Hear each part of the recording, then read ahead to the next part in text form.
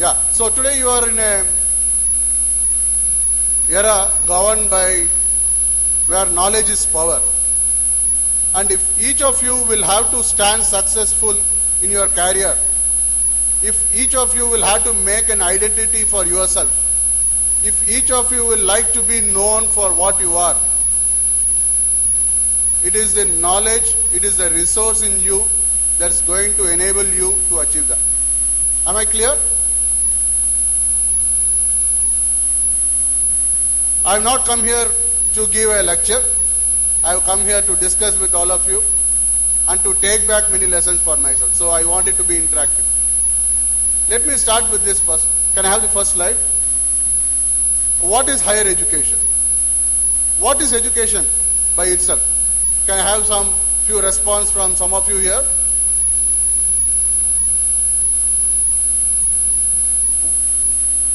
Why do you need education? Why do you need higher education? What are you looking for? Sorry? To have a beautiful life. I think most fantastic answer. What is a beautiful life? What will make the life so beautiful? Oh my God, it's a circle. Education makes the life beautiful. What in life, what are the essentials to make life beautiful? Sorry? Money. Someone said money. Very honest reply. Right? You need a lot of money. Knowledge. Excellent. Satisfaction. So wonderful answers. Can I? Yeah. Some would say a lot of money. Absolutely. We need good enough money to live a honorable living. Many of us look for social status. So we look for a degree. Some of the very elderly people told it is for knowledge. Absolutely true. And I'm sure many of you, particularly Hyderabad, is known for that. You are all waiting to take your tickets to fly abroad. Right? No? Okay, at least few of you. I think we need a mix of all this. There's nothing wrong. You don't have to shy away. But wherever you are, please remember, you will have to contribute back to this wonderful country, to our India. But for me, the need for education is a little more broad-based. I would say it is something beyond all this, something beyond money, something beyond social status, even something beyond knowledge. Let me go to the next slide. Please stop me wherever you don't agree or wherever you would like to share some few other points. Please put your hands up and let us share some thoughts together. So what are the objectives of learning? Can I have the bullets on here? Next one. Please go. Please keep going. So for me, the objective of learning is to acquire lifetime values. We don't go to school just to learn the ABCDs or 1, 2, 3s of things. It's subconsciously imbibing a lot of value system that would finally make you successful in life. Today, we are in an era where there's a knowledge explosion. If I go back to my school days, we had huge computers occupying this whole big area here. We had that huge diskettes, and the teachers who are teaching me computers were used to data card system. I'm sure none of you would have seen the punching card system. But the same teachers had to teach the next generation about technologies, about computing system, about advances in computing system that they have not even dreamt of in their school days. Right? Can you get my point? Right? When I was doing my schooling, many of us, the elderly generation here, used to, the phones that we used to have? Take the phone, dial it. If you're not getting connected, once again dial it. And today what do you have? These simple gadgets here. It's no longer a phone. It's a computer, it's a fax machine, it's an alarm. It's The entire digital, whatever you can make a digital product, device, it's all fitted into this one small piece of instrument here. That is the pace at which technology is growing. But be aware, this is not the end. Technology is going to grow at a much faster pace than ever before. So, my dear students, when you are at the zenith of your career, maybe 10 years from now, 15 years from now, you will be exposed to technologies which you have not even dreamt of today. Are you ready to take those challenges? Are you ready to master those technologies? Yes? Yes? That is the only way to be successful in life. Because as I told you, knowledge is power.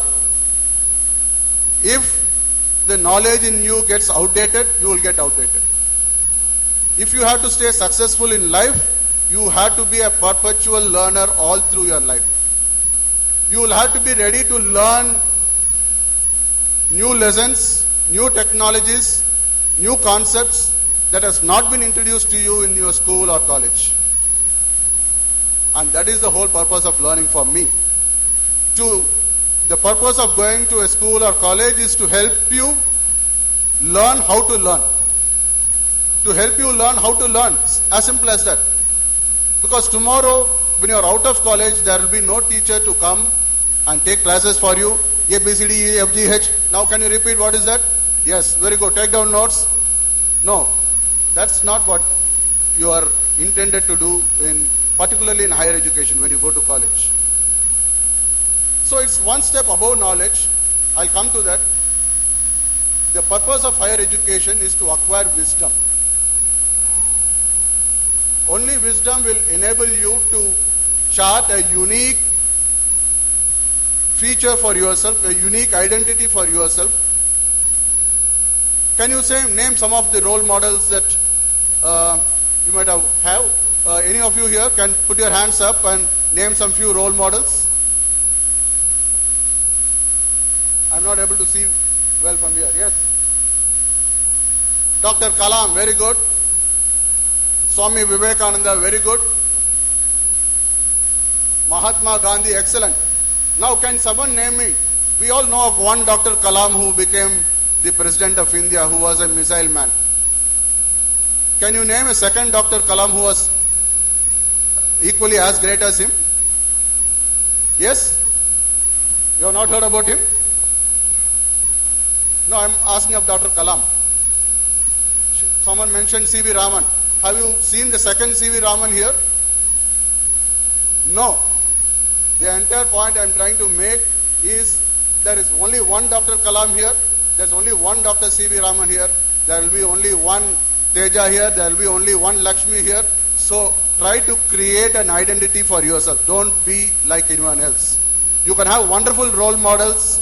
You can draw inspiration from any number of people right from your home, your brothers, sisters, your parents, teachers, your friends, neighbors. But ultimately, if you will have to be remembered by your name, if Lokesh has to be known as Lokesh, he has to have those unique skills, those unique attributes in him that will make him what he is. Dr. Kalam is not like any other person in this world. Tendulkar is not like any other person in this world. And you should be like no other person in this world. God has created all of us with so much of care, with so much of thought, making us, each of us, so uniquely different. Why should we try to copy and try to be like any other body? Right? So let us all try to be different. Right? So habits of self-learning, more importantly, aspects of positive attitude, a motivated mind. It is the mind that does everything for us. Please believe me, it is the mind that is responsible for everything in this world. If the mind believes, you can achieve it. A positive mind will do good things. So train your mind to believe in yourself, to believe in those positive thoughts, have those objectives clear in life. Yeah, next one. More importantly, as I told you, it is not just for knowledge that we go for higher education. We go on to map the higher skills of wisdom. I'll elaborate on that a little more when I come to my next slide. Next one, please. Innovative thinking, new ideas. That is the need for the hour if you have to be successful. All of you know you're all most familiar with this mobile gadgets here. If you have to keep the same mobile, the same model for 5 years, would you like it?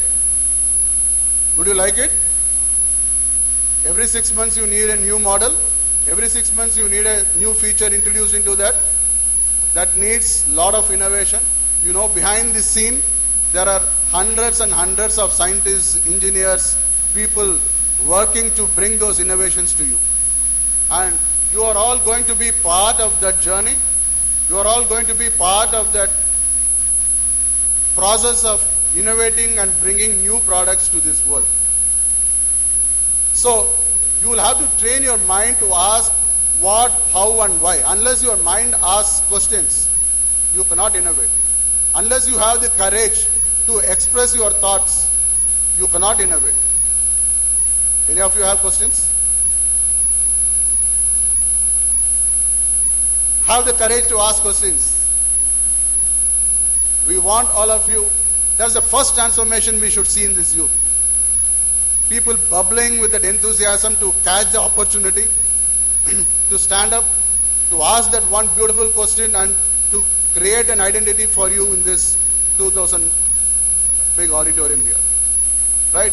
To ask one beautiful question and you will get that identity. So grab that opportunity. Very good. Excellent. Give a first big round of applause for the gentleman there. Can you come to the front? You may not be audible here. Yeah. So as he comes to the front, yeah, please come to the front.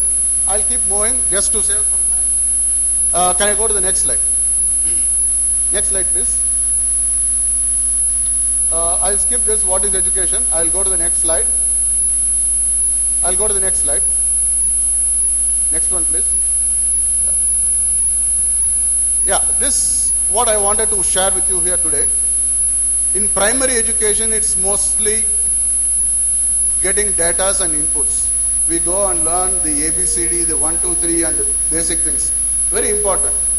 But when we go on to primary education and to secondary education, the teacher helps us to structure this data into useful parameters. That becomes knowledge.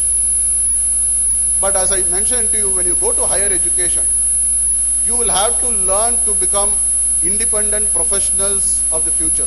No one can come and teach you once you step out of the college. You will have to learn new techniques. You will have to invent new techniques. For that, you have to acquire those skills, those talents, those training of mind that will induce that wisdom in you. And I think that's the most important aspect of higher education. I want to stress this. This looks very simple, but let me tell you, this is the entire secret of success. You name any successful person today, they have not necessarily been the gold medalist or the rank 1 in their class.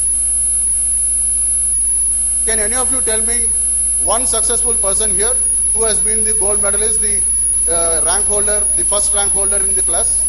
Very few, very few. But why?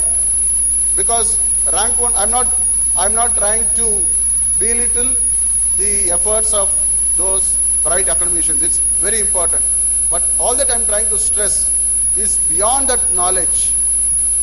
What is more important to become ultimately successful in life is the wisdom that you acquire in higher education. The wisdom. What all goes with that wisdom, we'll see later. But I think our young boy is here. He will first please introduce yourself, your name. My name is Dhananjay. I am from Mahabubnagar. Sir, you said innovative thinking is necessary. Can you help us how to develop innovative thinking? I need some ideas. Is there any ideas with you to improve innovative thinking? See, when you say innovative thinking, it has to come from within. no one can spoon feed you and then it is no longer innovative. But you ask me what are the virtues to create those ability to have those innovative mind? Yes, we can list a few things. One, don't shy away from asking questions. For example, I'm not an electronics expert, I'm not a computer expert.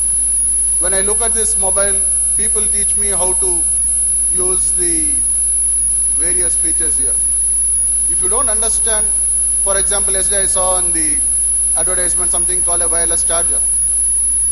A wireless charger. We don't have to anymore plug in into the sockets, to charge your digital instruments. Immediately, the thought should not go about how to use it, but rather ask, how does it work? What is the material going inside? What is the physics of that? Will not a different theory of magnetism I have learned in school? Don't shy away whether that's the right question. In fact, my teacher used to tell me, there is nothing like a wrong question in life. There can only be something like a wrong answer. So you don't have to shy from asking a question, because a question is never wrong. Right? Ask all those simple questions. Train your mind to ask enough number of questions. You know who is the best inventor, the best innovator? It is a child. Without any inhibitions, a child can keep asking you why till you get tired. And the mother tells finally, that's how it is, please accept it. Okay? That's the full stop to innovation. So never be tired of trying to understand, trying to ask questions, and then you will understand that connecting up. The next most important thing is innovation is connecting up. Some lesson you have learned in physics. Tomorrow you are electronics engineer, you are learning something about wireless communication. Try to connect back something there, though it may not be connected in your chapters that you are reading in this book. Try to connect, interconnection between things. How you short circuit your neurals to make an electrical circuit function differently. Every device has the same components, a resistor, a capacitor, that relay. But the way you draw your circuit, it can function differently with a different efficiency. And that's what we have to train ourselves to be. How we train our neurals to connect up each of these knowledge banks, to think differently and to ask different questions. I think that's one of the keys to preparing an innovative mind. Okay, thank you so much. Yeah, so finally it is for this wisdom that one should approach higher education. So if you ask me which is the best college you will have to go, it is that college or that institution that can provide a platform where you can build those virtues to stand successful for a lifetime. I'm not belittling again any college or any institution. It's needed sometimes to make people understand with the basic things. But the first thing when you enter any college, particularly engineering, they tell you, our college 100% placement. Yes? 100% campus placement, 95% campus placement. Yes? Is that not the first thing that any college tells you? But is that first placement enough for you? That first 1 month salary, is it going to feed your lifetime? Then why should we be carried away by such claims? Has your college prepared you to be successful for a lifetime? Has your college prepared you to go and compete with other professionals in the multinational company who have come from various other institutions, where you can stand up, where you can grow taller than them? Have you got those skills? Have you got those virtues in you?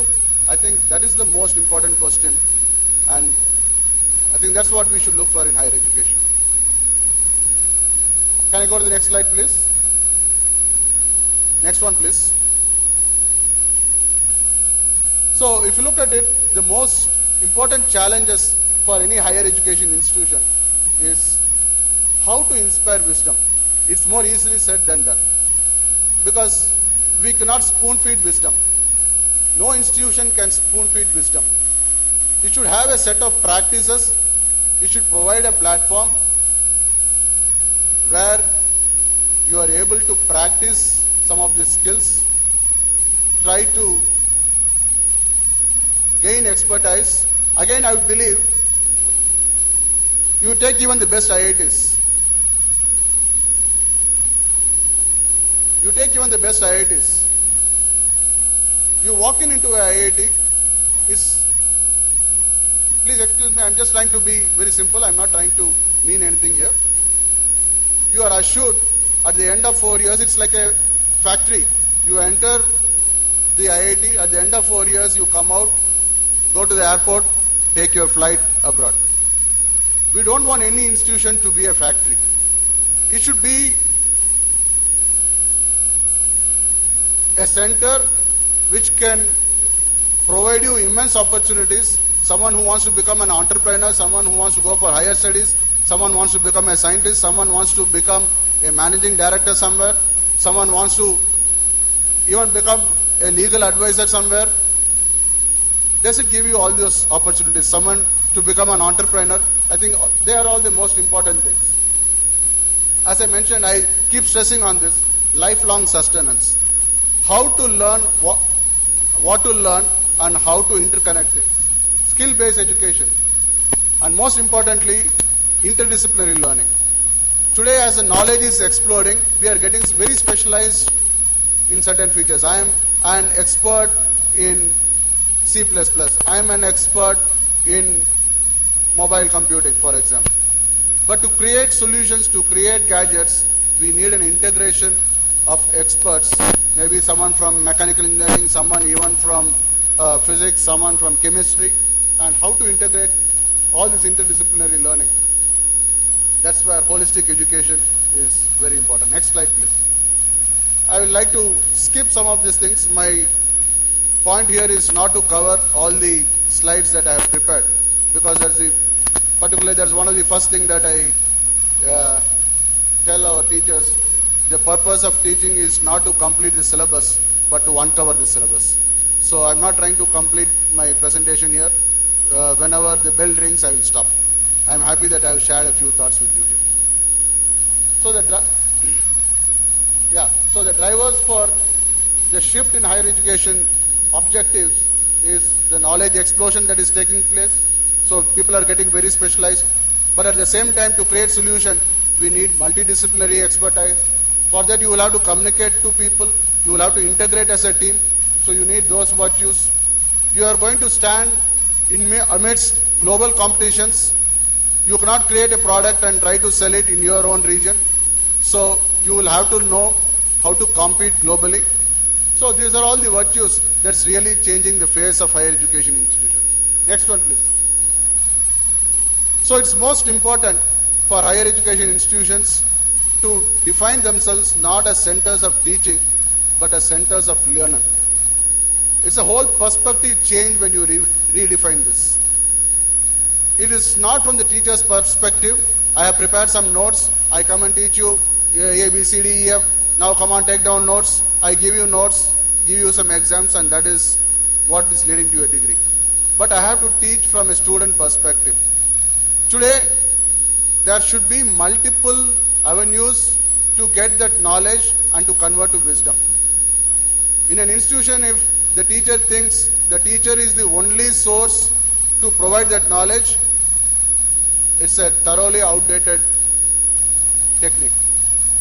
A teacher should give only 20 to 30% of the knowledge that a student has to acquire during those tenure of that college period. More importantly, you will have to learn how to acquire that knowledge from the vast digital medium, the digital wisdom that is available around you.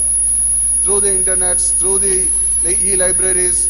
Today, technology is changing, right? You have resource, you have the opportunity to tap the infinite resource, and you must know how to tap that resource at the nick of the moment when it is required to create that solutions at the most needed hour in your industry. Yeah. But ultimately you cannot do away without teachers. So as I told you, it is the purpose of the teacher not to cover the syllabus, but to uncover the ocean of knowledge, to inspire the students into what is needed for a lifelong learning. Next one. I'll keep skipping some of these things. I'll have to wind up maybe next few minutes. I would like to just share with you some of the unique features that we have tried to practice way back in Savitri University. What we have provided for students is a platform for technology enhanced learning. Every classroom has a smart board, so there's technology directly taken to the classrooms. The students are encouraged to bring their laptops and mobiles to the class, not for texting messages, but because the teaching methodology is tuned to train you how to use these gadgets to get resource to that infinite knowledge available on the digital media. What is collectively called the digital wisdom. Today, the success of any human is not just this brain potential available here, but it is the summation of the brain potential and the digital wisdom that you can utilize for your success. Am I clear? To be successful in life, if you have to depend solely only on this wisdom here, someone will easily overtake you even if they are less intelligent. But how effectively you are able to use the digital wisdom, sum up with this, ultimately it has to work from here. But if you can short circuit this, so how do you train? It is during those 4 years that we help the students in between the short sessions, give them just 2 minutes. We are talking to them something about a new technology, for example, anti-braking systems that have been introduced in some of the recent automobiles. Just 2 minutes for the students, go to the Google, search out which are the cars that have employed this, is there a better technology coming? And that 2 minutes, when he tries to get that answer, he will learn how to efficiently tap the right information, because again, information resource is huge. And he'll learn new things that have not been covered in the syllabus. So tomorrow when you go to a company and your managing director gives you a problem, you may not have a solution, but before he finishes his explanation, you must be able to, have the technology to find out the solution and then give out. And then you'll be identified as a very unique person in your industry. Yeah, so let me keep jumping. Next one, please. All this is not possible if the education institute believes only in teaching. There has to be an ambience of research. Without research, there cannot be innovation, there cannot be an opportunity to learn the next trends in technology and life. So every educational institution must have a strong research basis. There must be healthy collaborations, mentoring of students, and approach to holistic education. Holistic education, I think, is the key in any higher education institution to induce those features of ethics and value systems that are ultimately important to have a lifelong, long-term solution to happiness and success. Societal interaction, another key. I'll try to touch upon it a little later. Next one, please. So we have to shift from a rote learning practice to a more experiential learning. A learning by doing things. Yeah, I'll just take 2 minutes.